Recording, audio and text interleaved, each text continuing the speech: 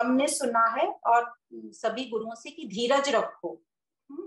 धीरज रखो से उनका मतलब है कि ध्यान में रहो, मतलब भगवान के ध्यान में रहो।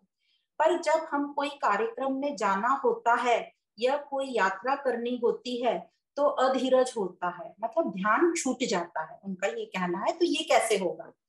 तो हम देखते भी अपनी डेली लाइफ में, हम जब भी हमें कहीं जाना होता है तो हमें उसके टाइम पर पहुंचना होता है। जैसे ट्रेन पकड़नी है तो उसके टाइम से हमें चलना होगा, कोई कार्यक्रम में जाना हो तो उसके टाइम से जाना होगा। तो जो हमारा रूटीन होता है, डेली रूटीन, उसको हमें थोड़ा चेंज करना होता है, या फिर हमें अपने काम जल्दी जल्दी निपटाने होते हैं।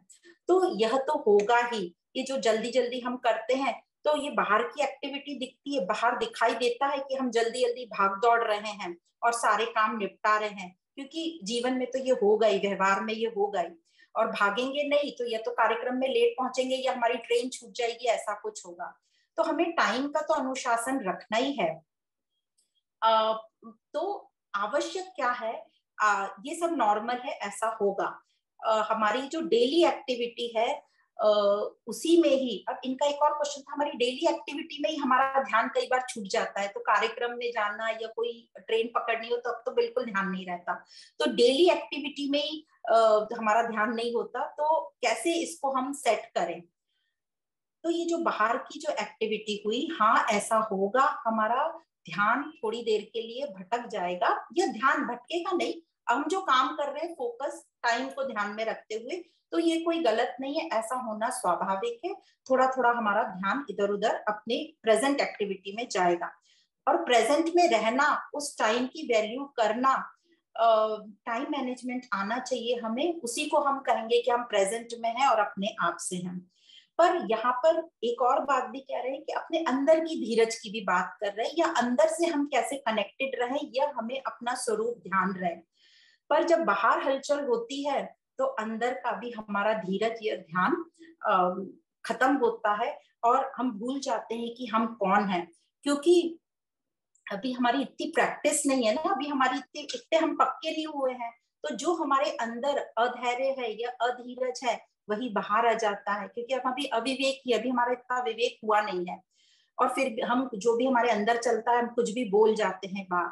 तो थोड़ा तो होगा हमारा क्रोध, ऐसा हम नहीं कह रहे हैं कि क्रोध या कुछ जल्दी अधीरज नहीं होगा, होगा।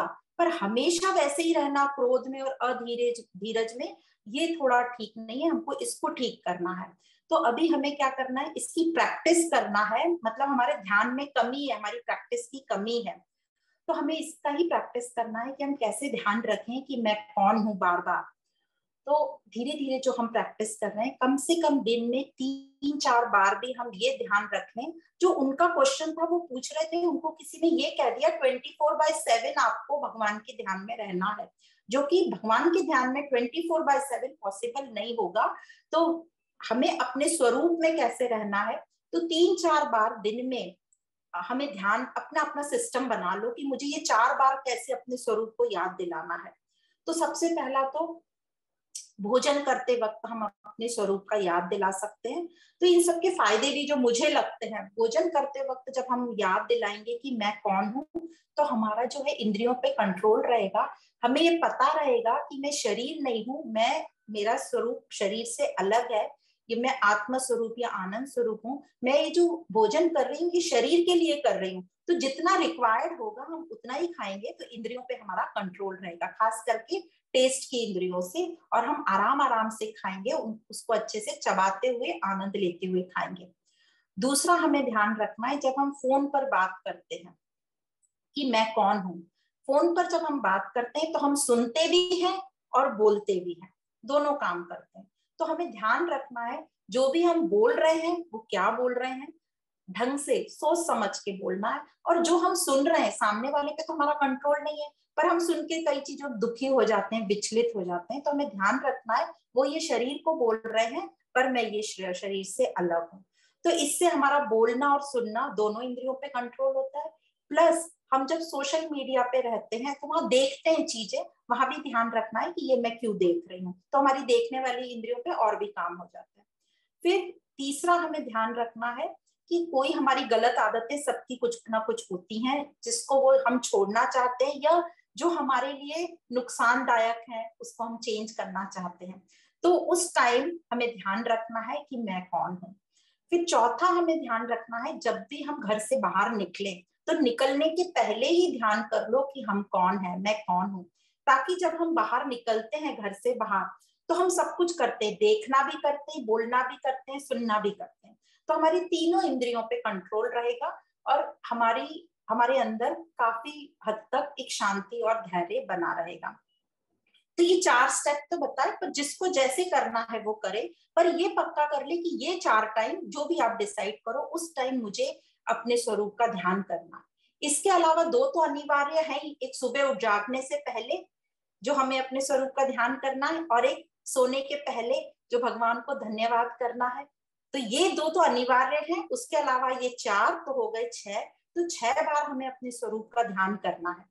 अब इस प्रकार हम प्रैक्टिस करते रहेंगे, धीरे धीरे धीरे तो हम ज्यादा से ज्यादा अपने ध्यान में रहेंगे, अपने स्वरूप में रहेंगे।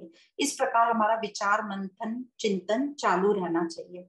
तो कहीं ना कहीं तो हमारा छूटेगा, क्योंकि हम इस संसार में है, इस भौतिक शरीर में है, तो चिंतन छूटेगा, उसकी कोई बात नहीं। पर 5 से 6 बार भी हम अपने आप को ध्यान दिला दें तो हमारी जो बुद्धि है जो सूक्ष्म बनती जाएगी और हमारी बुद्धि तीव्र कुशाग्र होती जाएगी, और फिर हम सूक्ष्म से भी सूक्ष्म जो मेरा स्वरूप है उसमें हम लीन होंगे। फिर हम कहीं भी कोई कार्यक्रम में जाएं या कहीं भी या घर में कुछ हो परिस्थिति, तो हमें ऐसा फील नहीं होगा कि हम अपने आप से दूर हैं या अधीरज हो रहा है या हमें अपने स्वरूप का ध्यान नहीं है। तो हलचल तो बाहर होगी ही होगी, हमें अपने ऊपर ध्यान की प्रैक्टिस कैसे करनी है।